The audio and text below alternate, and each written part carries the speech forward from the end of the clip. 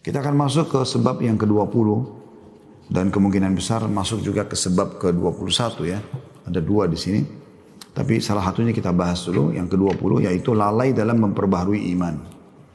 Jadi teman-teman kita ini tidak boleh luput dari konsep ahli sunnah wal jamaah, yaitu iman bertambah dengan ketaatan, berkurang dengan kemaksiatan. Kita tidak seperti pemahaman sebagian kelompok yang menisbatkan diri kepada Islam, mengatakan iman itu tidak berpengaruh sama sekali. Mau dia berbuat dosa, mau tidak berbuat dosa, pokoknya imannya selalu begitu-begitu saja. Nah, kita akan sebutkan dari dalilnya tentang masalah iman itu bertambah dengan ketaatan, berkurang dengan kemaksiatan. Bahkan dia bisa lapuk, bahkan bisa hilang sama sekali dari diri seseorang kapan dia tidak berusaha menjaganya dan memperbaharuinya. Makanya di sini di poin ke-20 khusus masalah ini adalah lalai, diberikan judul lalai dalam memperbaharui iman. Jadi kita harus selalu punya program harian teman-teman sekalian, di mana kita berusaha meningkatkan iman kita lebih baik dari sebelumnya. Tentu dengan meninggalkan kemaksiatan dan meningkatkan atau minimal mempertahankan ibadah yang sedang kita kerjakan. Kata penulis, terkadang seseorang melalui beberapa waktu di mana selama itu hatinya menjadi keras dan imannya menjadi lemah. Dan ketaatan-ketaatan yang ia lakukan tidak memiliki pengaruh efektif terhadap dirinya. Hal ini terjadi disebabkan kelalaiannya terhadap aspek spiritual atau lemahnya iman. Setiap muslim mengetahui bahwa keimanan dapat bertambah dan berkurang. Iman akan bertambah dengan melakukan ketaatan kepada Allah yang maha pengasih, dan akan berkurang dengan melakukan ketaatan kepada syaitan yang terkutuk. Jadi kapan kita melakukan ketaatan kepada Allah Subhanahu wa taala dan tidak perlu kita berlebihan dalam masalah itu. Lakukan yang wajib, ikutkan dengan yang sunnah semampu kita. Dan kita tidak dianjurkan dalam Islam memaksakan diri dalam arti kata yang melampaui batas ya. Karena pernah Nabi SAW masuk ke dalam masjid di sepertiga malam, terus beliau menemukan ada tali diikat dari satu tiang ke tiang yang satunya gitu. Lalu Nabi SAW tanya, ini punya siapa? Kata orang-orang di sekitar situ, ya Rasulullah, milik anak anda Zainab radhiyallahu anha. Anak Nabi SAW rupanya saking tidak maunya ketinggalan sholat malam, maka beliau gantung tali, kalau ngantuk tangannya dua-dua digantung kiri kanan di situ. Maka Nabi SAW mengatakan, cabut ini. Kalau seseorang di antara kalian mengantuk dalam sebuah riwayat, kalau seseorang di antara kalian mengantuk, maka istirahatlah dulu. Baru dia bangun untuk sholat. Dan syaitan, kalau kita tidak taat kepada Allah, berarti kita taat kepada syaitan. Dan ini bahaya. Jalan di muka bumi cuma dua. Pertama keselamatan, yang kedua kesesatan. Dan tidak ada jalan yang ketiga. Dan tidak bisa dicampur adukkan. Anda harus tentukan. Jalan pertama jalan keselamatan, kebahagiaan, ketentraman, rezeki melimpah segala macam. Yaitu jalan menuju ke Allah. Allah Tuhan kita yang selalu kita ikrarkan la ilaha illallah. Tidak ada Tuhan yang berhak disembah kecuali Allah. Juru bicaranya Allah yang menyampaikan apa yang Allah inginkan adalah para rasul dan para nabi dan rasul. Penyambung lidah para nabi dan rasul adalah para ulama dan dai. Yang kata Nabi SAW, al ulama warahatul anbiya. Ya, ulama adalah pewarisnya para nabi. Ya. Kalau anda hadir di majlis para dai, para ulama, anda akan dipandu ke jalan para nabi, dan itu adalah menuju ke jalan Allah dan ujungnya adalah surga. Ini jalan yang benar, nggak ada yang lain. Jadi makanan, minuman, pakaian, pergaulan, apa saja diatur oleh agama Allah Subhanahu wa taala. Jalan yang kedua jalan yang sesat, binasa, kehancuran, ujungnya neraka, yaitu jalannya iblis. Laknatullahi alaih, ini iblis, pemimpin syaitan. Juru bicaranya dukun, peramal, penyamun, penyihir, ahli maksiat. Kapan kita bergaul sama juru bicara syaitan, dipandu ke jalan syaitan dan ujungnya adalah neraka. Tidak ada jalan yang ketiga. Tentukan keputusan anda. Maka di sini kalimat penulis sangat baik. Dia mengatakan setiap muslim mengetahui bahwa keimanan dapat bertambah dan berkurang. Iman akan bertambah dengan melakukan ketaatan kepada Allah yang maha pengasih. Dan akan berkurang dengan melakukan ketaatan kepada syaitan yang terkutuk. Rasulullah SAW, sang dokter batin, telah menerangkan kepada kita bahwa iman seseorang dapat berkurang dan rusak sebagaimana rusaknya pakaian. Dan ini yang kita katakan tadi. Jadi pemahaman ahli sunnah wal jamaah jelas, iman bertambah dengan ketaatan, berkurang dengan kemaksiatan. Di antara dalilnya adalah hadis ini. Sebagaimana diriwayatkan dari Ibnu Amr, Abdullah bin Amr bin As radhiyallahu anhu, ia berkata, Rasulullah SAW bersabda, innal imana la yakhluqu fi jawfi ahadikum kama yakhlaqu. Innal imana la yakhlaqu fi jawfi ahadikum kama yakhlaqu thawb. Fas'alullaha an yujaddidal imana fi qulubikum. Sesungguhnya iman di dalam hati seseorang di antara kalian pasti lapuk, sebagaimana pakaian menjadi lapuk. Maka hendaklah kalian memohon kepada Allah agar Dia memperbaharui iman di dalam hati kalian. Jadi di sini, ya, ini hadis tentu diriwayatkan Hakim dalam Mustadrak dan At-Tabarani juga, dan ini disebutkan oleh oleh Syekh Al-Albani dalam silsilah hadis sahih nomor 1585. Al-Manawi atau Manawi mengatakan rahimahullah, Rasulullah SAW mengungkapkan iman secara metaforis atau majazi, bahwa iman itu sama dengan suatu benda yang tidak akan utuh seperti bentuknya semula. Maka apabila seseorang membicarakan kalimat iman, lalu ia menodainya dengan perbuatan buruk, lalu ia kembali pada imannya semula dan meminta ampun akan kesalahannya, maka sesungguhnya ia telah memperbaharui apa yang telah ia nodai dan mensucikan apa yang telah ia kotori. Nah, artinya di sini dia akan bertambah dengan ketaatan iman itu dan berkurang dengan kemaksiatan. Bahkan dia bisa membesar, menebal, menjadi sangat indah, terhiasi dalam hati seseorang. Sampai Abdullah bin Umar atau Umar bin Khattab, ada dua athar menyebutkan itu ya, menemui seorang Arab Badui pengembala kambing, kemudian ya, sahabat yang mulia ini duduk bersama pengembala tersebut sambil berkata, saya ingin melihat sampaikah ajaran Muhammad SAW yang mulia kepada orang pengembala kambing seperti ini. Lalu dia duduk sambil mengatakan begini, kami musafir dan kami butuh seekor kambing, bisa nggak kau jual kambing ini? Kata pengembala kambing tersebut, saya hanya pegawai, ini ada pemiliknya. Dan saya belum pernah diizinkan untuk menjual. Maka kata sahabat yang mulia ini, begini saja, bahasakan saja kepada majikanmu, kalau kambing itu dia makan oleh serigala. Maka kata orang tersebut sambil menangis, kalau majikanku tidak tahu bagaimana dengan Allah, di mana Allah? Maka sahabat ini menangis terisak-isak karena terharu melihat keimanan sudah sampai pada orang Badui seperti ini. Jadi kalau tebal iman itu luar biasa pengaruhnya. Dia akan mengokohkan seseorang di atas kebenaran walaupun harus dicabik-cabik badannya. Sampai seorang sahabat bernama Khabbab bin Arad radhiyallahu anhu itu pernah disiksa, ya, itu sampai bolong dari tulang luas tulang belakangnya ini, dari atas, dari pundaknya sampai ke tulang ekornya, bolong berwarna hitam. Waktu Umar bin Khattab melihat itu setelah masuk Islam, setelah jadi khalifah tentunya, dia pernah bertanya, Khabbab, siksaan apa yang Quraisy lakukan padamu yang paling kau rasa sakitnya? Maka Khabbab buka bajunya. Waktu Umar lihat, Umar nangis. Umar mengatakan, apa yang mereka lakukan, hai Khabbab? Kata Khabbab, demi Allah ya Amir Mu'minin, mereka menancapkan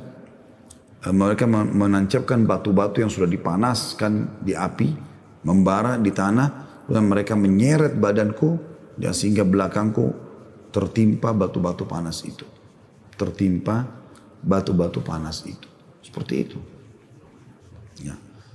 Nah pada saat selesai penyiksaan itu, kita kembali ke fase Mekah. Tadi kan itu waktu Umar bertanya di zaman khilafahnya kepada Khabbab. Khabbab waktu pertama kali disiksa beberapa tahun yang lalu waktu Nabi SAW masih di fase Mekah. Itu datang kepada Nabi SAW sambil mengatakan, ya Rasulullah, nih lihat nih, darah masih ngucur di buka bajunya. Tidakkah anda memohon kepada Allah agar kita diberikan kemenangan? Kata Nabi SAW, wahai Khabbab, sungguh umat sebelum kalian yang beriman, didatangkan lalu ditancapkan badannya ke dalam tanah, kemudian sampai ke lehernya, kemudian digergaji bagi dua kepalanya. Dia tidak meninggalkan sedikit pun agamanya. Ya karena imannya setebal itu, sampai-sampai gergaji dipotong ini pelan-pelan kepalanya, dia nggak mau tinggalkan. Itu kenapa? Karena iman itu dipupuk terus, diperbaharui terus, sehingga sampai pada tingkat derajat betul-betul mau mati pun di atas kebenaran nggak ada masalah. Saya kadang-kadang kalau menyebutkan kisah Sumayyah radhiyallahu anha, sahabiat awal syahidah fil Islam, wanita pertama mati syahid dalam Islam. Itu budaknya Abu Jahal. Abu Jahal pegang tombak kecil, ujungnya runcing, pisau tajam. Sumayyah lagi hamil. Lalu Abu Jahal bilang, hai Sumayyah, kalau kau tidak mau tinggalkan ajaran Muhammad, saya akan tusuk tombak ini pelan-pelan di perutmu. Ya, lagi hamil, tusuk pelan-pelan sampai kau mati. Maka Sumayyah mengatakan, saya tidak akan meninggalkan. Dan Abu Jahal betul lakukan, ditusuk pelan-pelan sampai mati. Coba anda bayangkan kalau di zaman kita sekarang dengan iman yang kita miliki yang begitu lemah, apa kita siap seperti itu? Itu semua kenapa? Karena kita belum pernah ada upaya untuk memperbarui iman atau mempertebalnya. Yang kita lakukan adalah Allahul Musta'an. Semoga Allah menolong kita. Setiap kali iman sudah bertambah sedikit, kita malah rame-rame mengendorkannya. Contoh misal Ramadan seperti ini. Iman lagi bertambah kan? Dan kita tiap hari puasa, tiap hari baca Quran, tiap hari berusaha menginginkan untuk buka puasakan orang, tiap hari sholat tarawih, tiap hari berzikir, tiap hari berdoa. Ibadah banyak kita lakukan. Seharusnya setelah Idul Fitri, itu terus kita pupuk tuh, perbaharui terus, jaga sampai Ramadan akan datang. Jadi bekal 11 bulan ke depan. Ini enggak. Tiba Idul Fitri, Alhamdulillah. Bukan Alhamdulillah karena berhasil memupuk iman dan sudah punya bekal tambahan, skill spiritualnya lagi meningkat. Maka dia tinggal jaga, enggak, Alhamdulillah. Dia gembira, kenapa? Karena sudah tidak puasa lagi. Tidak lagi sholat malam. Tidak lagi baca Quran. Seperti seakan-akan Alhamdulillahnya ini salah tempat. Karena Alhamdulillah lepas dari penjara ibadah. Tanda kutip bagi mereka. Ini kan begitu keadaannya. Jadi kita bukan memupuk iman kita supaya terus kita tambah. Naikkan. Dan itu tidak ada batasnya. Makin kuat, makin tebal, kita makin kokoh di agama Allah SWT. Sehebat apapun ya, cobaan yang datang kecil semua di mata orang beriman. Sampai mereka harus dibunuh pun mereka siap. Tapi sayangnya teman-teman sekalian, kita kalau iman kita sudah mulai naik, misal level itu ada sekian juta level, kita baru naik level 10 saja. Begitu lepas dari pelatihan kayak Ramadan, begitu selesai pulang umroh dan haji, begitu selesai pulang dari taklim, kita yang turunin kembali ke nol. Bahkan mungkin minus. Sehingga kita hanya merasakan kenikmatan pada saat di majlis ilmu, pada saat kita lagi di Masjid Haram atau di Masjid Nabawi kalau lagi umrah dan haji, atau pada saat kita lagi jihad di medan jihad, atau pada saat lagi di bulan Ramadan seperti ini. Selebihnya sudah tidak ada lagi keimanan. Ini yang keliru. Ini yang sedang kita titik beratkan teman-teman sekalian. Jaga, iman itu mahal. Mahal sekali. Kalau dia sudah naik levelnya, tingkatkan terus, jaga dia. Dan dia mudah sekali untuk dinaikkan, yaitu dengan konsisten, komitmen mengerjakan ketaatan. Selalu lakukan ketaatan, komitmen itu. Ada kesempatan dosa, tahan, gak mau lakukan, tutup. Akan terus naik. Dan kalau makin naik, nanti godaan-godaan syaitan yang kecil-kecil sudah gak bisa lagi tembus ke kita. Dia harus buat godaan yang besar baru bisa menembus kita. Itu pun kalau kita terus perbaharui, dia akan kewalahan. Karena kan saya sering kasih contoh teman-teman. Perumpamaan kita sama syaitan seperti orang yang sedang berlomba lari. Kalau ya kita tetap stuck di tempat, nggak memulai ibadah, nggak memperbaharui iman, maka syaitan di sebelah kita terus saja berusaha menjatuhkan kita. Kau nggak bisa, kau nggak mampu, kau pasti kalah, diolok-olok supaya kita tidak bisa. Tapi kalau kita mulai berlari, syaitan tidak akan bisa menggoda kita kecuali dia harus berlari minimal kecepatannya seperti kita. Itu pun dalam kondisi lari, godaan tidak akan terdengar maksimal. Biar dia teriak-teriak, biar dia caci maki, kita tetap lari. Kalau kita terus ibadah, syaitan goda apapun kayak mental nggak bisa. Kapan dia bisa? Kalau kita kendor lagi, kita berhenti. Ramadan ini teman-teman pelajaran paling besar, luar biasa gitu. Sekarang ini jarak antara kita sama syaitan penggoda 1 bulan kalau kita mau rasionalkan ya. Setelah Idul Fitri insya Allah semoga Allah jaga kita di atas ketaatan dan istiqomahan. Itu teman-teman sekalian setelah Idul Fitri jarak kita sama syaitan itu 30 hari 1 bulan. Karena mereka kan dibelenggu selama Ramadan. Mereka tidak ada luasa menggoda. Jadi jaraknya jauh. Kalau kita jalan kaki dari Indonesia mungkin sudah sampai ke Saudi 1 bulan jalan kaki itu. Jaraknya jauh. Anda coba lanjutkan sampai ke garis finish, yaitu meninggal dunia sampai mati. Terus syaitan ketinggalan jauh, nggak bisa kejar Anda, susah menggoda Anda karena Anda terus aja komitmen salat malam, komitmen baca Quran, susah dia menggodanya. Nah syaitan hanya bisa menggoda orang-orang yang begitu tiba Idul Fitri tadi, bersyukur, alhamdulillah karena saya sekarang bebas dari penjara ibadah. Sudah boleh pacaran, udah boleh zina lagi, udah boleh bohong lagi, udah boleh riba lagi, udah boleh ini lagi. Tinggalkan semua ibadah-ibadah. Tidak ada lagi sholat malam, tidak ada lagi puasa sunnah, tidak ada apa-apa. Nah orang ini seperti orang yang sudah dekat garis finish, musuhnya sudah jauh, dia duduk manis di pinggir jalan. Kenapa kamu di sini? Tunggu rival saya, tunggu syaitan datang. Kenapa? Itu contohnya ini yang dimaksudkan di situ. Iman dapat bertambah dan berkurang. Sebagaimana Rasulullah SAW telah menerangkan hal itu dalam hadis Abu Hurairah radhiyallahu anhu. Ia berkata, Rasulullah SAW bersabda, Innal imana la ya'rizu ilal madinati kama ta'rizul hayyatu ila juhriha. Sesungguhnya iman itu akan kembali ke Madinah sebagaimana kembalinya ular ke dalam lubangnya. Hadis ini riwayat Bukhari Muslim. Para ulama berkata, hadis ini merupakan keterangan bahwa iman dapat bertambah dan berkurang. Sebagian orang terkadang tidak memperdulikan bertambah dan berkurangnya iman. Padahal para sahabat Rasulullah SAW sangat besar perhatiannya pada aspek ini. Bisa bermakna juga hadis ini, salah satu cara memperbarui iman, kunjungilah kota Madinah. Karena iman kembali ke sana. Makanya kita teman-teman kalau umroh, kalau haji ke Mekah, ke Madinah, itu luar biasa. Tercas terus. Insya Allah pada saat dibuka lagi pulang umroh dan haji teman-teman, umroh, haji, ulang-ulangin. Kalau perlu saya sering motivasi jemaah saya begitu. Kalau perlu setiap sebulan sekali. 3 pekan anda di Indonesia, sepekan anda di Saudi. Cas iman. Sujud depan Ka'bah, baca Al-Quran, sholat sunnah, duha, sholat tahajud di Masjid Haram, di Masjid Nabawi. Kunjungin kuburan Nabi SAW. Udah seminggu gak boleh diganggu. Minimal itu obat dari 3 minggu kita sibuk dengan urusan dunia. Daripada anda membuang-buang waktu cuma rekreasi biasa sama keluarga. Umrah. Kata Nabi SAW, terus ikutkan, rutinkan umroh dan haji. Karena keduanya akan menghilangkan kesusahan hidup dan kemiskinan. Sebagaimana api menghilangkan karat dari besi. Harus kita lakukan. Perbaharui iman. Disebutkan dalam sebuah riwayat bahwasanya Umar bin Khattab berkata kepada para sahabat, marilah kita menambah dan meningkatkan iman kita. Maka mereka pun segera melakukan zikir kepada Allah Ta'ala. Umar bin Khattab setiap hari jalan. Dia lihat kalau ada orang berbuat amal saleh. Contoh pernah satu malam, beliau sudah sangat letih dari pagi sampai malam urus negara, urus masyarakat sana sini. Pas selesai sholat isya, beliau selesai salam, orang semua sudah sholat ba'diyah, udah pulang. Tinggal beberapa sahabat yang lagi duduk. Kemudian Umar bin Khattab pun datang sama mereka lalu berkata, apa yang kalian lakukan di sini, kenapa belum pulang? Kata mereka, kami masih menyelesaikan beberapa zikir kami dan kami mau berdoa kepada Allah. Kata Umar, kalau begitu mari kita berkumpul. Masing-masing kita memanjatkan doa kepada Allah Subhanahu wa Ta'ala untuk dirinya dan teman-temannya. Maka mulailah Umar mulai doa, teman yang lain mengaminkan, yang satu lagi berdoa, seperti itu. Setelah selesai kata Umar, cukup sampai sini. Ya, cukup sampai sini. Udah, mereka pulang habis itu. Jadi saking maunya mereka menambah keimanannya.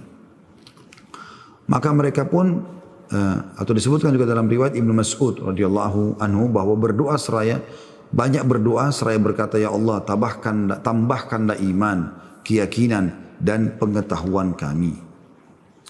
Ini diambil dari Fathul Bari Syarah Sahih Bukhari yang ditulis oleh Ibnu Hajar jilid 1 halaman 63. Abu Bakar bin Al-Arabi juga berkata rahimahullah, sungguhnya seorang hamba pada pertama kalinya beriman secara wajib, kemudian ia harus secara kontinu memperbaharui imannya pada setiap kali ia berfikir dan merenung, karena memperbaharui iman adalah iman itu sendiri. Ini luar biasa. Ini juga sama diambil dari Fathul Bari Syarah Sahih Bukhari tulis Ibnu Hajar di jilid 1 halaman 63. Abdullah bin Rawahah radhiyallahu anhu menarik tangan seseorang di antara para sahabat pada saat bertemu lalu berkata, Ta'al nu'minu sa'ah. Mari saudaraku kita meningkatkan iman kita barang sesaat. Bahkan para sahabat kalau mereka bertemu mereka sering mengucapkan bahasa ini, Ta'al nu'minu sa'ah. Ayo kita menambah iman kita sesaat. Maka mereka membahas walaupun hanya sebuah ayat, walaupun hanya surah Al-Asr, walaupun hanya 10 ayat Al-Quran, mereka saling mengingatkan kembali.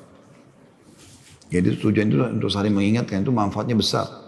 Makanya Allah SWT mengatakan dalam Al-Quran, A'udzubillahi minasyaitonir rajim, fadzakir fa inna dzikra tanfa'ul mu'minin. Saling memberikan peringatanlah karena peringatan bermanfaat bagi orang-orang beriman. Selanjutnya kata penulis, masalah seputar bertambah dan berkurangnya iman adalah suatu masalah yang jelas lagi mulia. Karena dalil-dalilnya jelas, sesungguhnya termasuk bagian dari kecerdasan seseorang adalah ia mengetahui apakah iman bertambah ataukah berkurang. Dengan apa ia menambah imannya dan bagaimana imannya dapat berkurang. Ini adalah masalah yang banyak dilalaikan manusia, terutama oleh mereka yang konsisten atau multazimin, atau yang istiqamah. Dan oleh manusia pada umumnya, hingga iman di dalam hati, sebagian mereka menjadi usang dan tua, tidak berdaya.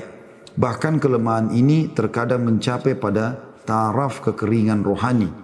Maka akibatnya adalah hatinya tergantung kepada kehidupan duniawi dan pada gilirannya ia lupa akan segala sesuatu yang berhubungan dengan kehidupan akhirat. Baik secara lisan maupun secara praktek. Kekeringan rohani dan lemahnya iman tersebut memiliki beberapa gejala yang dapat diketahui antara lain. Pertama, melemahnya rasa khusyuk dalam beribadah, terutama dalam melaksanakan sholat. Kalau anda sudah rasakan ini, maka berarti iman anda lagi turun.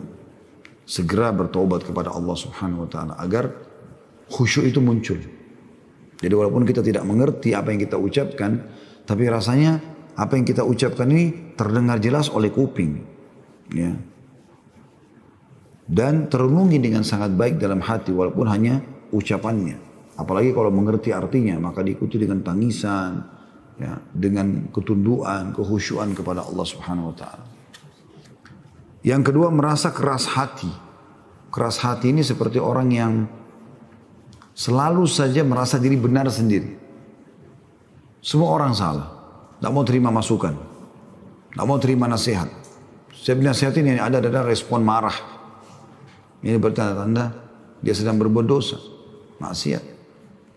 Yang ketiga, tidak ada pengaruh dan interaksi apapun pada dirinya jika mendengar bacaan Al-Quran dan nasihat. Ini saya sarankan. Di poin ketiga ini teman-teman kita di Indonesia atau di Asia Tenggara jangan pernah luput membaca Al-Quran dengan terjemahannya. Terjemahannya. Kemarin sudah saya tunjukkan sebuah aplikasi yang namanya Nakhtim, ya. Mudah-mudahan teman-teman tidak luput mendownload itu gratis. Itu sangat bagus. Jadi selalu baca Al-Quran, lalu baca terjemahannya supaya menyentuh hati kita. Yang keempat, melemahnya kemauan untuk mendatangi majelis-majelis ilmu yang dapat mengingatkannya pada akhirat. Udah deh gak usah ikut pengajian. Ada kumpul aja ngobrol-ngobrol, nongkrong. Ini berarti lemah imannya. Ingat solusinya pada saat itu terjadi. Saya pernah bahas itu ya. Dari awal kita bahas buku ini teman-teman sekalian. Setiap kali anda malas mengerjakan sebuah ibadah. Berarti anda ibaratnya sedang diserang oleh syaitan. Jadi dia ibadah itu. Maka yang harus anda lakukan adalah melawan. Melawan. Misal kita lagi tahu keutamaan sholat malam. Tapi ngantuk, mau tidur. Pada tidur sudah cukup. Sudah 2 jam, 3 jam, 4 jam, 5 jam tidur. Sudah cukup sebenarnya. 2-3 jam aja malam sudah luar biasa. Bagus, cukup. Lalu dia mau bangun sholat malam, berat rasanya. Nah di saat itu berarti anda sedang diserang. Orang kalau sedang diserang, supaya dia aman, dia balik menyerang. Atau paling tidak dia bertahan. Ada orang tidak, pasrah. Dibunuhlah dia sama musuh. Jadi pada saat kita lagi malas mengerjakan sebuah ibadah, berarti kita sedang diserang oleh syaitan. Bagaimana solusinya? Lawan. Di saat itu langsung bangun, wudu, sholat. Apa kata Nabi SAW? Kalau anak Adam tidur, diikat oleh syaitan dengan 3 ikatan. Kapan dia bangun, dia berzikir kepada Allah, dilepas 1 ikatan. Kalau dia wudu, terlepas 1 ikatan. Kalau dia sholat, terlepaslah ketiga ikatan di tubuhnya. Dan engkau akan temukan orang itu paling bahagia pada harinya. Ya. Yang kelima, air mata kering. Tidak menangis karena takut kepada Allah. Ini subhanallah ngalir dengan sendirinya ya. Kalau seseorang itu dekatkan diri kepada Allah SWT, itu matanya mudah sekali menangis. Baca Al-Quran, lagi sujud berdoa, merundungi dosanya. Mengingat tentang keindahan surga yang sudah pernah dia pelajari. Itu akan meneteskan air mata. Dan kata Nabi SAW, La yarijun nar, ainun bakat min khasyatillah. Tidak akan pernah disentuh oleh api neraka mata yang pernah meneteskan air mata karena takut kepada Allah. Yang keenam, tidak ada rasa penyesalan dan menegur diri saat terabaikannya ketaatan seperti sholat atau membaca Al-Quran. Jadi setiap kali ibadahnya kendor, dia biasa saja. Dia tidak perlu memperbaharuinya. Ada orang begitu, tadinya rajin sholat rawatib, qobliyah, ba'diyah, sama wajibnya. Ternyata satu waktu dia lemah. Karena satu dua hal. Dia bukannya pada saat itu lagi diserang sama syaitan, dia malah melawan, malah dia sholat, enggak. Nah anda yakin teman-teman sekalian, saya pernah praktikin itu pada saat kita lagi malas buat satu perbuatan, justru kita lawan pada saat itu, kita tetap kerjakan, maka langsung kita menang dengan sendirinya. Syaitan nggak bisa lagi goda. Atau mungkin dia akan datang nanti di waktu lain, tapi pada saat itu kita berhasil. Saya pernah begitu pas habis sholat wajib duhur, terus sholat ba'diyahnya saya pikir nanti aja saya kerjakan. Tapi tiba-tiba saya berpikir, dengan kepadatan jadwal apa, mungkin saya akan lupa. Enggak, saya harus sholat sekarang. Kadang-kadang masih ada keinginan untuk menundanya, tapi kita lawan. Sahabat yang kita sedang melawan godaan syaitan tersebut. Lalu kemudian kita sholat. Apa yang terjadi? Luar biasa setelah itu. Tenang. Merasa ada beban yang terlepaskan yang ada di pundak kita. Karena itu adalah hal yang sudah kita jadwalkan dalam kehidupan kan.